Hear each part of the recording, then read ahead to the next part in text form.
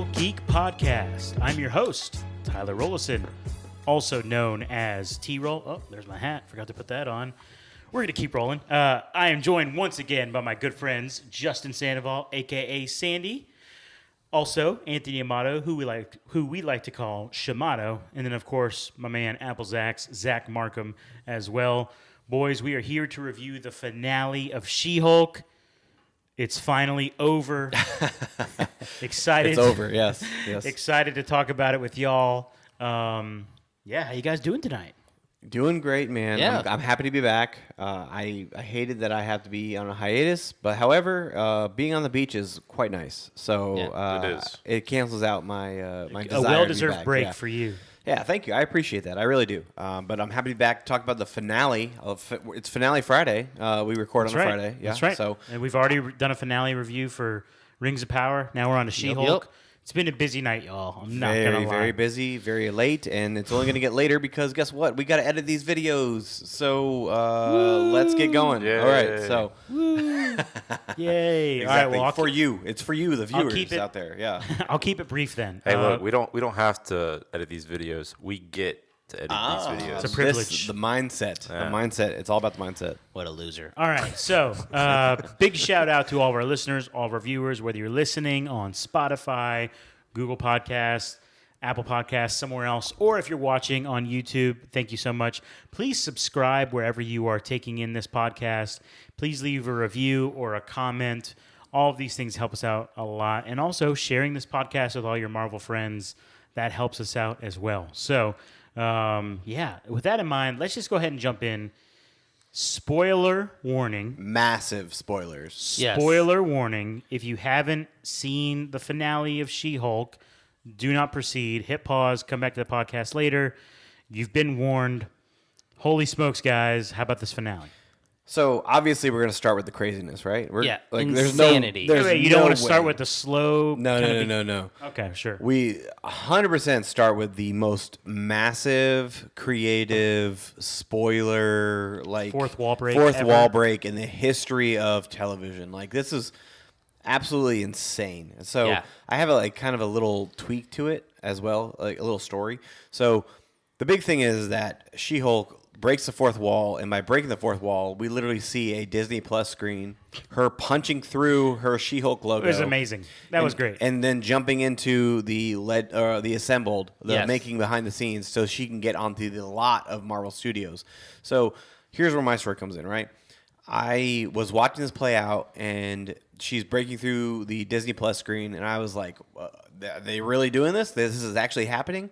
And then when she jumps through the assembled logo, for some reason my Disney Plus went to error message, unable to play video, right? You thought And it was so I part was of the I thing. thought it was part of the gag, right? I thought it was part of the bit. And I sat there looking at the screen for like 30 seconds to a minute of like the error message. And then I was like, oh, wait, this is an actual error message. And so then I had to reboot up Disney Plus, play the that's episodes, tough. and then it went into it. But I thought that was the most ingenious thing that could happen. And for a show that I have literally hated Marvel for, was very intriguing. And I was very, very interested to see how they do this. And then to only reveal that Kevin, quote unquote, the decision making, the story plot driven robot, which is a reference to Kevin Feige. Yes. Is They even gave him a hat. He was even wearing a gave hat. him a hat, and then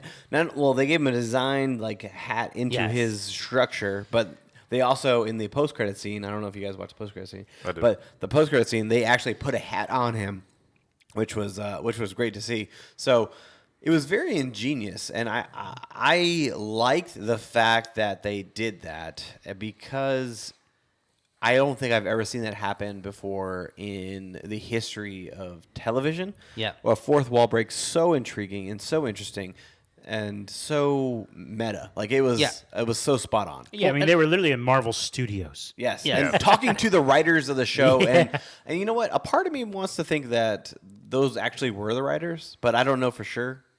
Yeah, They could have been I mean, actors. Yeah, I don't know either. I just I love the fact that they did it with Kevin, and maybe it wouldn't have worked with another studio, but there's just such this like aura that is around Correct. Kevin Feige as a human being. Him being He's the Hat Man. He's literally the Hat Man. Literally. And there's this thing that goes out, and I know you say it a lot, and Kevin, we trust.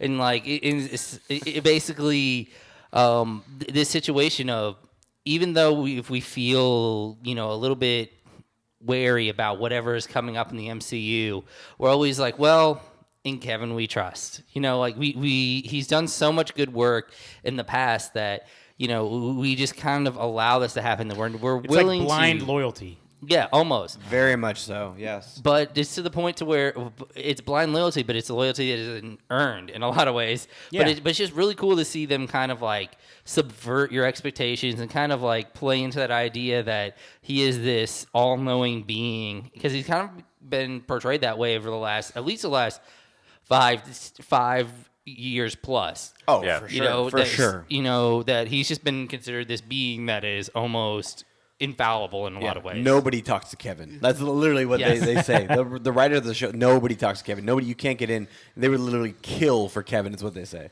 Yes. It was great. Did anybody actually think it was going to be Feige? Like, I honestly thought it was going to be physical form Feige. me too. I really did. But I was skeptical when and I have the sub. I have the. I do too, which I yeah. feel like it spoiled it for me It too. did, because Yeah. it said Kevin all caps with a dot after each letter. Yeah. Which is a clear sign of an acronym, which is Yes. exactly what it was. Yep. But I was like, oh my God, are we actually going to see Kevin Feige? Well, it would have been really playing cool. himself. I think would have been I think it would have been even more incredible if that was the case. But Or if they had shown it to be him, and then like through the conversation, you see him like start to break down a little bit, and you just find out that he's actually just like an android. Well, I was gonna AI, say that like would've been good. AI or hologram, like Kevin Feige, the actual like person that we know and see in red carpet premieres and stuff like that. Like he's Yes. a hologram, but he's actually an AI portraying himself as a hologram. Like Yes. that's what I would have been like all That'd have been gung ho crazy. for. Yeah. That would have been wild. That'd have been Like, He's a, Mind he's, a, blowing. he's a secret AI that was created by Tony Stark. Like he's like like really just bringing the meta, like to Yeah. the point to where Tony Stark created Yeah. the character Kevin Feige to create the MCU Yeah. so that Tony Stark could be in the MCU. MCU. Wow. I don't blame them for having it be a robot and not actually Kevin Feige. Like, I think that's probably the right thing to do. Yeah, it was. But, man, it would have been so cool. Yeah, exactly. And I want to talk about the commentary that Jen brought into play when she was talking to Kevin, Yeah, and go for it. she was bringing up that the plot lines are always the same for a lot of things thrown to the audience at one time in the finale.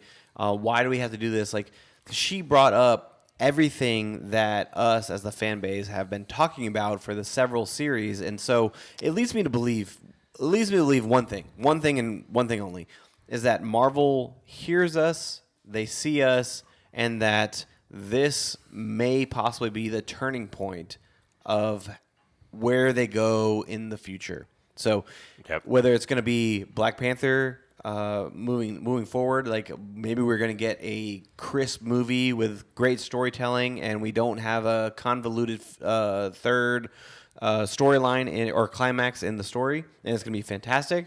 And then the next series that launches is going to have great development of characters. Like, I feel like if they are able to capitalize on that by making us know that they are self-aware that their shows can be crazy in the finale with so much, because for example, WandaVision had great storytelling of the character of Wanda Maximoff. However, the finale became a big spectacle of boom, like action-packed, witch fight in the sky, and like that's what it was. But however, the show was focused on the character of Wanda Maximoff and everything she struggled with, and then moving into Falcon and the Winter Soldier, like the entirety of the story was like a social commentary of what is going on with the citizens and Captain America himself and who he represented. But And it the ended, shield. and the shield and what it represented. But it ended in a big spectacle of like boom, boom, boom, things, explosion and fights and big things like that, and different plot lines coming together. So maybe them pointing out the fact that Jen Walters is pointing out this can be different. We are going to address the elephant in the room, and we're going to make it better. Yeah, it's kind of an extension of right before she breaks she broke the fourth wall, and then she broke the fifth wall and the sixth wall, the seventh wall. But when she's at the retreat center, Blonsky's retreat center, and Abomination's there, and she's surprised, and then what's the girl's name? Titania Titania Titania. shows breaks up. in, breaks in. Titania. She's like, "Whoa, what is she doing here?" And then Bruce shows up. And she's like, "This just feels Literally jumps from outer space. And Yeah. yeah. And like it did. Like it was actually like the commentary she gave was accurate. Where it's like, yeah, when you have moments like that where people are just showing up and it doesn't really make sense, Yeah. and it's just happening for madness. Things are being things are being chaotic just so that they can be chaotic. Yeah. Like it almost feels like, come on, do we really need to do this? She again? says unwritten rule of throwing everything into the finale. Like she says that. Right. And Yep. and I respect that, and I mostly agree with that. And then it was kind of funny how she literally gets to edit the finale. Yes. Yeah. She Yes. chooses what's in it. Yeah. So that was cool. I don't know. I've got some critical thoughts. I It's- think you guys are a bit more positive than me. Well, no, I so do I'll let have- you guys keep spinning. I here. do have critical thoughts, but I did appreciate the fact that they were so, I don't know, self-aware, and they were so on the nose with their decision making of this episode, and the fact that they literally like destroyed the fourth wall. Like it was the most fourth wall break that there has ever been in the history of television, and I'm willing to die on that sword. That is the case. They literally died on the fourth wall. Yeah. And I don't know. I appreciate the fact that they were so self-aware, and it really did bring a. I don't know. I was able to pause for a moment and be like, okay, what they're doing here and the things that they're saying make 100% sense. However, it doesn't justify the fact that the overall series of 9 episodes was majority trash. It doesn't. Yeah. And we will get there. Let's stay right now just on the finale, though. Yeah. Okay, And fair enough. So to Markham and Shamato, I'd love to hear y'all's thoughts just on the finale for now. So I would say this was knowing the character of She-Hulk and what she does in the comics, and it made a lot of sense for her as a character to do this huge fourth wall break. And like she's very much into that. She's very much this subverting your expectations type of situation. So that really fit into her as a character, and I enjoyed the way that she was messing with the timelines and things like that, in the plot lines. And it was just like it was a fun ride that she put us through, and that she was throwing all this stuff at us. Now the positive side that Justin was saying with the whole, that they're aware, but it also, there could be a negative side to this, to where they're like, they're just like, you know what, we can just toy. It could be the other side. We'll just toy with them, and we're just mess with them, and fans will just eat up whatever we throw out there, type of situation. I do think, saying they trolled us. 150% they Yeah. did. They Yeah, trolled us. like that entire situation. And the part of the problem with rewriting all those plot lines is it makes all those episodes previously that were not great even worse. Even worse, yes, it does. Because they're Yes, it does. Because now they're not it didn't really even build up into anything. I will say that I totally called the Hulk King. Todd. Give it up for Shamato right here. Shamato, man. There you go. absolutely. Todd, Fantastic. I'm disappointed. I meant to say that right from the jump, and we just jumped into it. But yeah, man, I'm very impressed. Shamato, our resident writer in the room, he is calling that shot, man, and he did. gifted. He called it. The boy's got a gift. Fantastic. You know what? We'll keep you around for years to come, man. Yep. Thank you so much Sign for what him you to a do. long-term deal. That's right. Absolutely. Co-founder. Yeah. I'm kind of insidious. I just I end up in, and you just can't get me out. Exactly. Markham. Nice. Yeah, I mean, I feel like the finale was literally like other than the very first episode, it was the best episode that they produced. Just because of the fourth wall breaks and all that kind of stuff. But the same thing that you guys were saying earlier. I feel like with her rewriting, and choosing her own plot line and everything, the other episodes were kind of made pointless. But at the same time, like it was what it was. I feel like they were just literally they told us from the get-go that it was going to be like a comedic lawyer show. Correct. And that's what we got from it. And then in the finale scene, like things got very chaotic, things got very crazy, but she was able to like go back and like address or be, like you said, self-aware that they realized the issues that they had. Even just she was speaking on Marvel, but even like within like this own series in itself, they were repeating like some of the same mistakes and all that kind of stuff. They did. They spent a lot of time on certain issues. Correct. And I feel like they kind of addressed that, with the finale. I just hate that it took us getting to the finale for, that to come to light. So episodes 8 and 9, I think they were good. They really were. And I think episode 8 was great. Episode 9 was good. And the problem is that episode 1 I enjoyed as well. So episode 1, 8, and 9, fantastic. But why could we not get there sooner? I feel like they could have gotten there sooner. I feel like we didn't have to spend 4 to 5 episodes on dealing with her internal struggle of her identity. I feel like that could have been resolved within 2 episodes and didn't have to drag on for 5 episodes. So they did make some poor choices throughout the entire series. I am definitely ranking this as far as dead last in my Marvel series. However, the finale, I think the finale was better than several other of shows. Like it was, for me, it was better than Moon Knight. It was better than Hawkeye. It was better than WandaVision. Hey, it was Falcon the Winter slow Soldier. down, buddy. That's a whole other podcast. Falcon the Winter Soldier. It was Ranking better than, the shows is a whole other podcast. I get No, it. I'm saying like somebody write it down. That's an idea I have.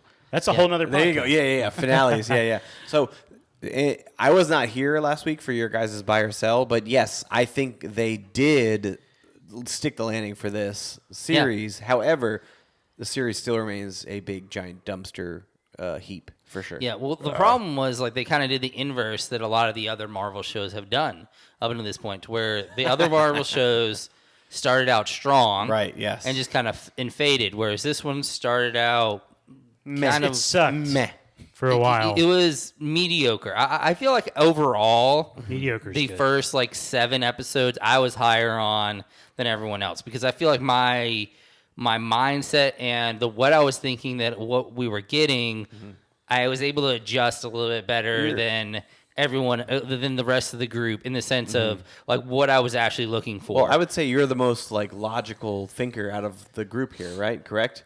So yeah, probably. Yeah, I would say so. So they literally told us at the beginning of episode 1 that this is a comedic lawyer show. Yeah. So you were able to stick with that mindset throughout the rest of the series. Yeah. Whereas us over here, the yuppies who eat up the slop that Marvel produces, we were always wanting a little bit more, wanting a little bit extra, not unable to accept the fact that this is not just a lawyer show. Yeah. You even mentioned several times that you take the She-Hulk aspect out of it and put it into lawyer terms. Yeah. We would see it in a different light. So you kept that mindset, which, I mean, granted, that's just the way your thinking is. And so here we are left in this dumpster fire that is She-Hulk and wanting more and craving more, and then only to get that more in episodes 8 and 9. And here we are, and we're about to talk about the show and how they stuck the landing, and I think they did.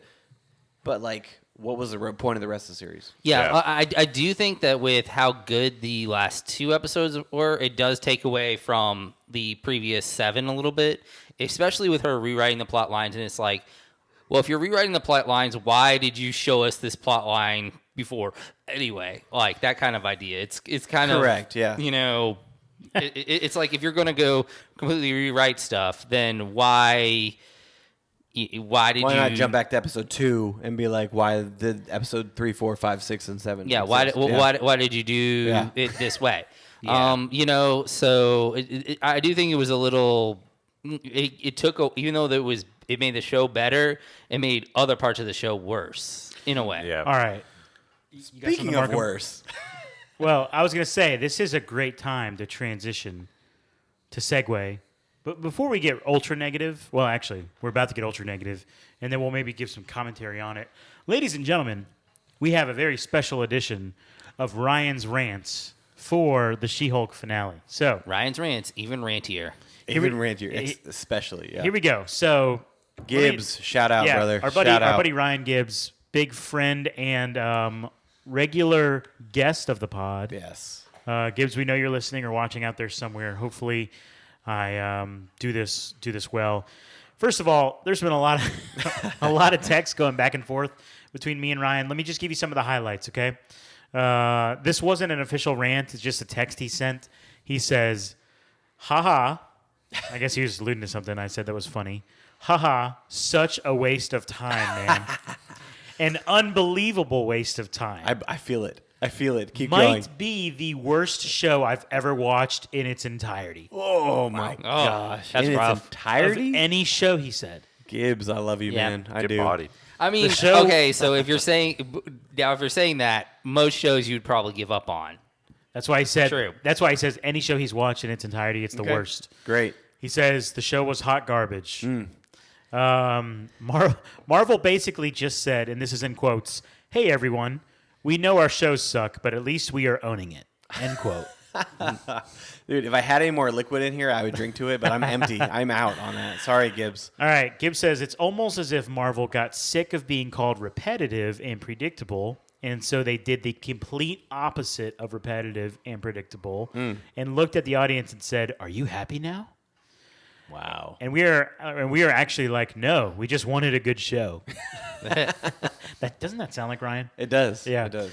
All right, kind of like when I ask my kid 5 times to hand me something on the floor, and then he gets frustrated and throws it at me instead. Oof. And I'm like, buddy, I relate. I'm like, buddy, that was worse. That was a worse response than you just not picking it up. All right, he continues.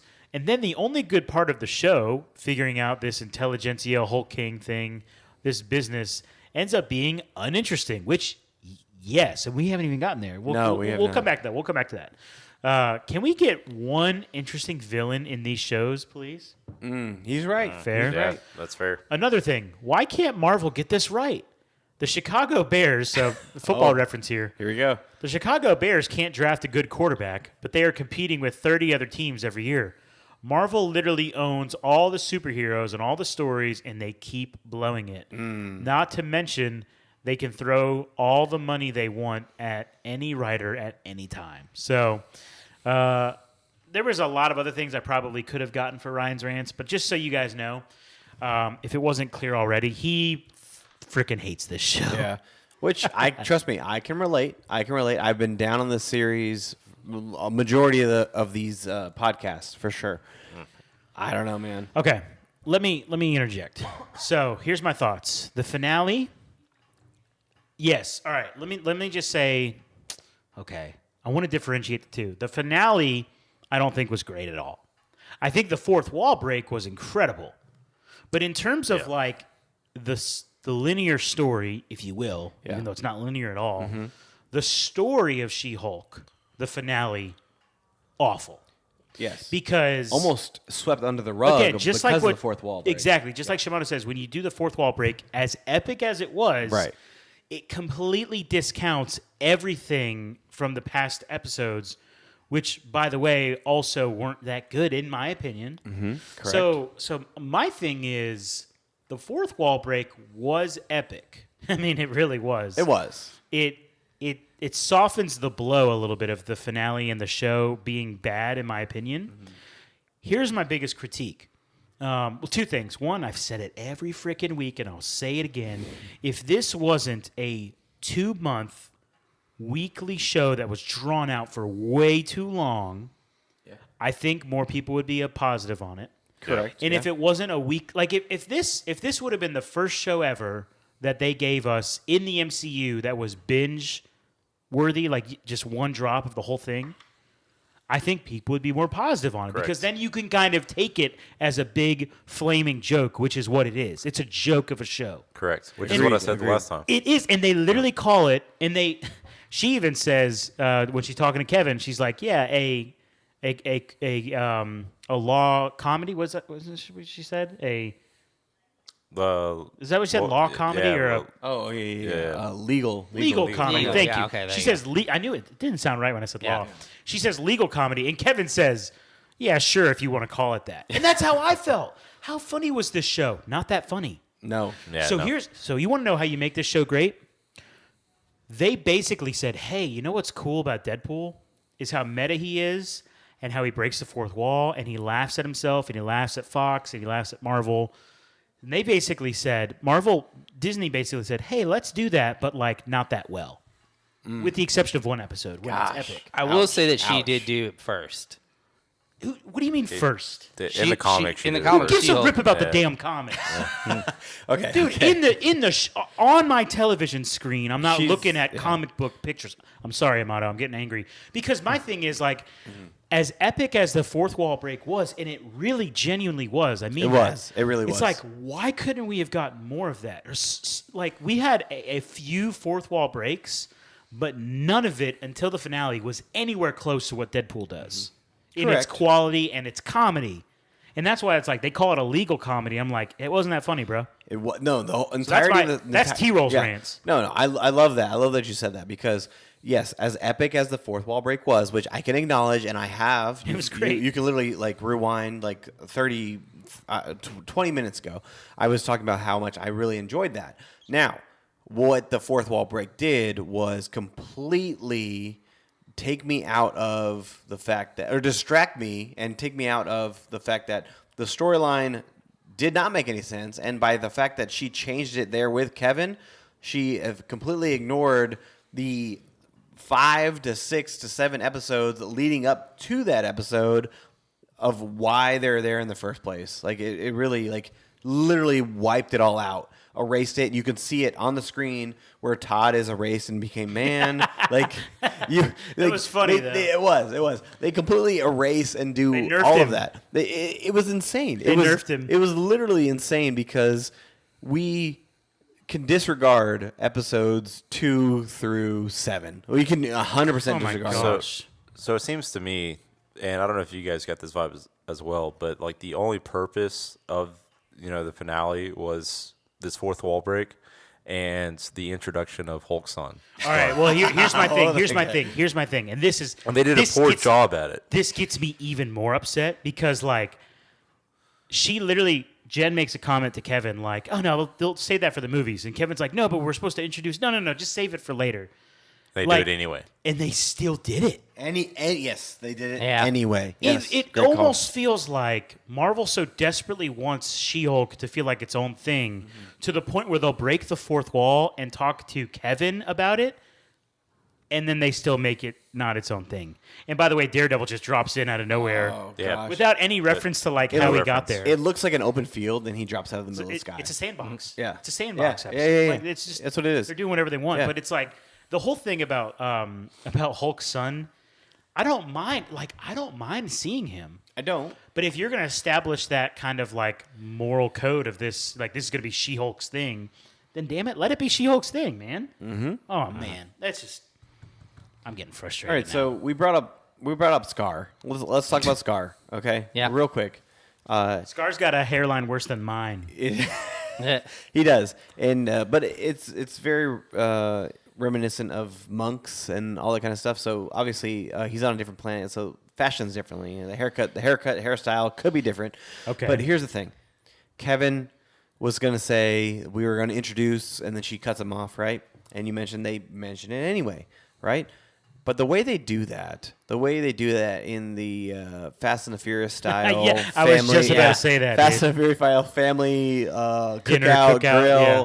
and he's like, "Oh, hey, by the way, I want to introduce you to somebody, and here's my son." And then they show him for like literally 5 seconds, If and then that. A yeah, very, maybe very even less. poor introduction. Yes, very poor introduction. We don't even see, we don't hear any lines from him. We don't see a good representation of who the actor may eventually be playing him. In my eyes, Scar and Hulk and the storylines in the comic books leading to World War Hulk and Planet Hulk and all of that stuff is very key and major to the character of Hulk and where they go in the storyline. So are they just going to wash over that and then like introduce him later on? I'm a little uncertain to what direction they're going to go with Scar moving forward. So what was the point of doing that in the first place besides playing on a joke within a joke on a fourth wall. Like, I don't Not know. being consistent. With Exactly. That joke. Exactly. Yes. Thank you. I mean, do you think they're going to put it to where they're going to have some time where Hulk is? They're going to put something in when he is In on between, Sakaar? yeah. Mhm. Like when he? Do you think they're going to do that, or are they going to place it? That's the only thing I can think of is Yeah. that they show us what happened while he was leaving She-Hulk and then coming back with his son. Yeah. That's the only thing I can think of. Yeah, I mean that would make the most sense. I mean, I think part of the reason why they didn't have Scar have any lines is because I don't think they've cast whoever they're going to do, so they don't have any idea what the voice is going to sound like. Which why bring him in the first place? You know, if they're going to do that, like Yeah. why even introduce him? I mean, Like- yeah, it doesn't make a whole lot of sense for what they were going to do. It doesn't make a whole lot of sense to bring back the Hulk at all, really. Right. Just leave him off planet, and if you're going to place him in somewhere, leave him, bring him back when you want to, instead of forcing him into the timeline. In fairness, I will say to that, Markham, it's because of us. It's because of the fans that want more and more and more connection. I think that's why. And That is again, why, yeah. I want more of that. And in fact, I think that scene would have been fine. It's so weird. I don't even know if this is going to sound so petty of me because it's such a minor thing. But it's like if they would have just done it like a minute later after the credits, to me it's okay then. But there's something about it being before the credits where it feels like it's a part of the show. Yeah. Where it felt out of place. Where if they would have flipped it with the scene with Abomination or with Blonsky, I almost would have been Okay with that. okay with that. Yeah, like have that whole scene as a post-credit scene. A post-credit scene always feels to me separate from the movie. Always. Yeah. Always, yes. Well, it feels like he could be in any time. Yes. Like so instead of where in the show makes it seem like it happened right after. Correct. Whereas if you put it at the end credits, you could be like, oh, this is actually 6 months down the line or something like that, instead of this is 5 minutes after this has happened. And here's Correct. how you do it perfectly. Oh my gosh, this frustrates me.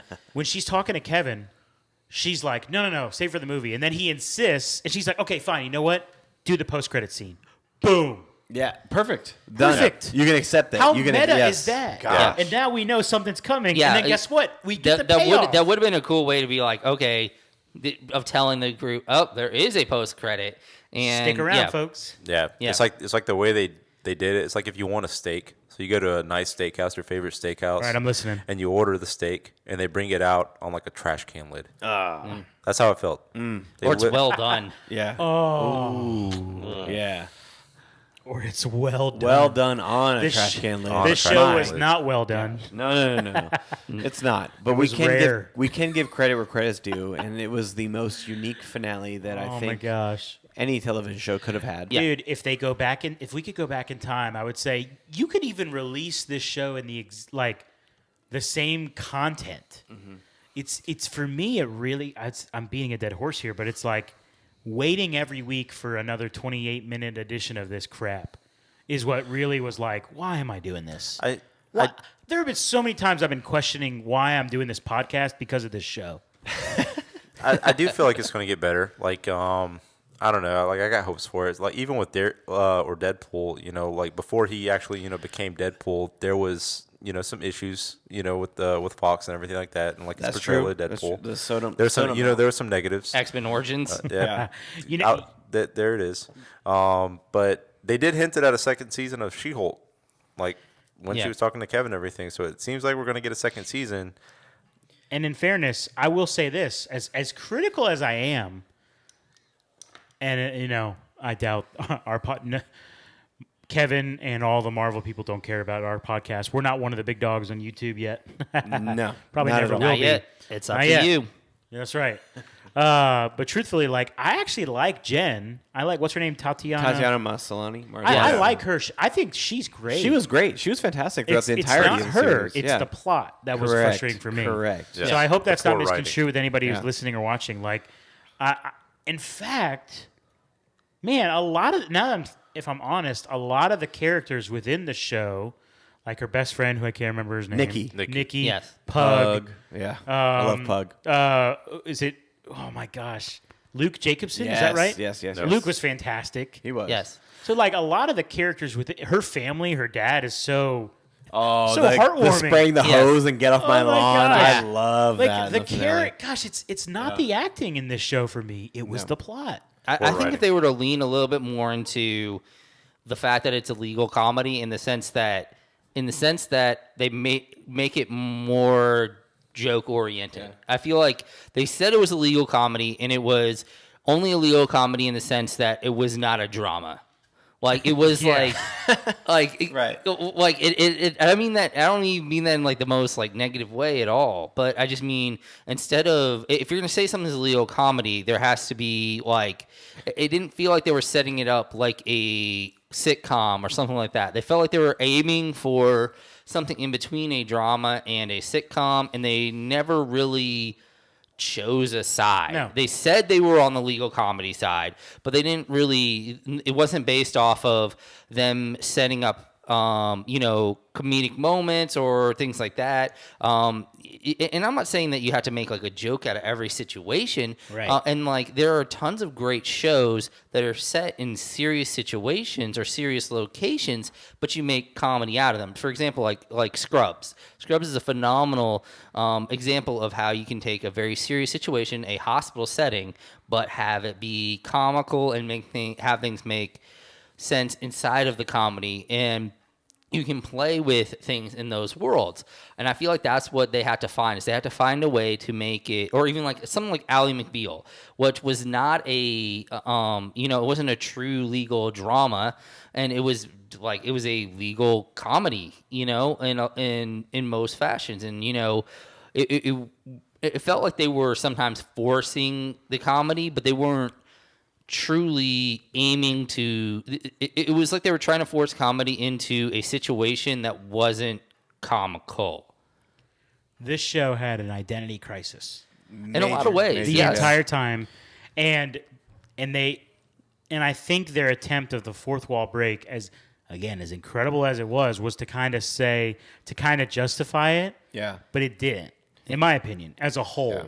So much so that despite me being a massive Marvel fan, like, here's what I'm going to do from here on out. If somebody comes to me and says, hey, T-Roll, I know you like Marvel stuff. I haven't watched She-Hulk. What do you think? Or if they say, should I watch it? I will first ask them how big of a fan of Marvel they are. And based on their response, I will then tell them if they should even waste their time with it. Because if you're a Marvel junkie, I think you have to watch it. Right. Because of the totality of the story for everything in the MCU. Yep. But honestly, bro, if you're not sold out to Marvel, true junkie, pass. If you go watch Marvel movies on Thursday nights, you should watch it. If you don't, on the premiere night, don't waste your time. Seriously, that's how I feel about this show. Yeah, I agree. That's my stance. I will say, one of the things I did like was the opening. The 1970s, 80s homage to the Incredible Hulk show. Yeah, that was good. I remember watching with my dad like the reruns of the Incredible Hulk original one, and it took me right back. It took me right back to Lou Ferrigno and it 100% was show. Like, it was incredible.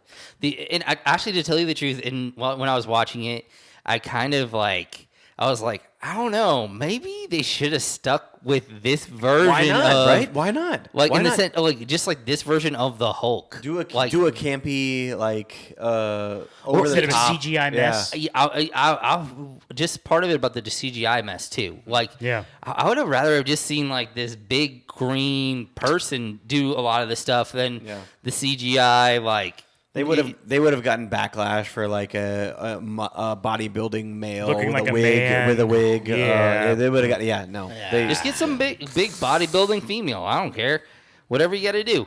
But okay, so what I'm kind of hoping is that like my greatest hope for what this fourth wall break actually does is if there is a second season of She-Hulk, is that it almost does what Days of Future Past did for X-Men, and kind of sets it into motion. Like, okay. Rewrites. Like, basically allows them to almost, they've built the character, but now they can kind of do what they want from this point on. They don't have to necessarily stick with what happened in season one. They can kind of almost leave season one behind if they feel the need to. Just like as Days of Future Past was able to rewrite a lot of the issues that the X-Men franchise was having.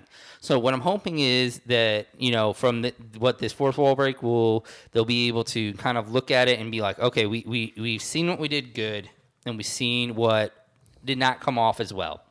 And can we make season 2 take the good and leave the bad and work towards something better? Because we are able to start from not necessarily scratch, but from a point that is scratch-esque. Okay, interesting. Yeah, and I Scratch-esque. think the fourth wall break could lead to that. Yeah, interesting. All right, boys. It's been about 40 minutes. I think it's time we wrap it up, huh? Yes, please. Yeah. Okay. Well, big shout out to everybody who's stuck around and listened and watched, whether you're on YouTube or on, Spotify, Apple Podcasts, something like that. Thank you so much. Please follow us. Please subscribe. Please leave a comment, leave a review.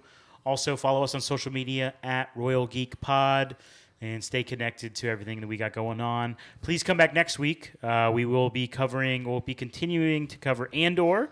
So please come back for that. And Black Panther is only Wakanda Forever, Black Panther 2. Less than a month away. Less than a month away. So be sure to come back for that. We will be reviewing that.